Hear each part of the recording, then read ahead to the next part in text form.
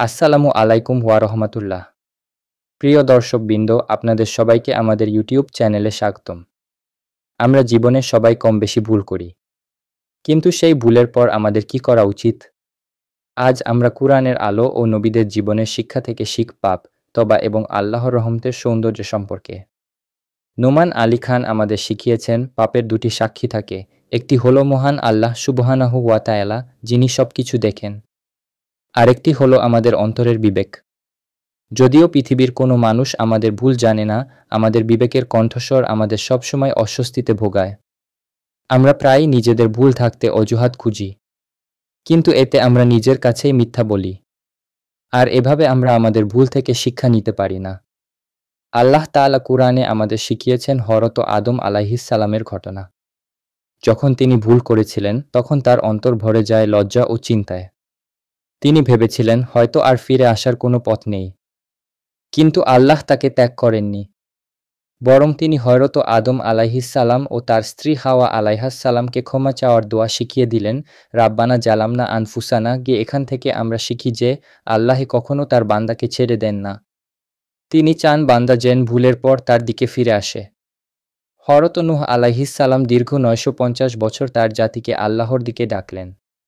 মানুষ তাকে অস্বীকার করল, কষ্ট দিল, তবুও তিনি ধৈর্য হারাননি। এ থেকে আমরা শিখি ভুল করলে বা হতাশ হলে আল্লাহর দিকে ফিরে আসতে হবে এবং ধৈর্য ধরে থাকতে হবে। হযরত ইব্রাহিম আলাইহিসসালাম আমাদের শিখিয়েছেন আল্লাহর উপর ভরসা রাখলে কখনো হতাশ হওয়া যায় না। আগুনে নিক্ষেপ করা হলেও তিনি বলেছিলেন হাসবিয়াল্লাহু ওয়া নিমাল ওকিলকু, অর্থাৎ আল্লাহই আমার জন্য যথেষ্ট। হযরত মূসা আলাইহিসসালাম একবার ভুলবশত একজন মানুষকে আঘাত করে ফেলেছিলেন। তখন তিনি সঙ্গে সঙ্গে আল্লাহর কাছে ক্ষমা প্রার্থনা করলেন এবং আল্লাহ তাকে ক্ষমা করলেন। এখান থেকে আমরা বুঝি ভুলের পর বিলম্ব না করে অবিলম্বে তওবা করতে হবে। প্রিয় দর্শকবৃন্দ, আমাদের জীবনে যখন কোনো পাপ বা ভুল হয়, তখন মনে রাখতে হবে আল্লাহ আমাদের সব দেখেন। আমাদের বিবেক আমাদের মনে করিয়ে দেয় যে আমরা ভুল করেছি। শয়তান আমাদের হতাশ করতে চাইবে, কিন্তু আমরা হতাশ হব না। আমাদের উচিত সাথে সাথে আল্লাহর কাছে ফিরে আসা এবং একই ভুল না করা।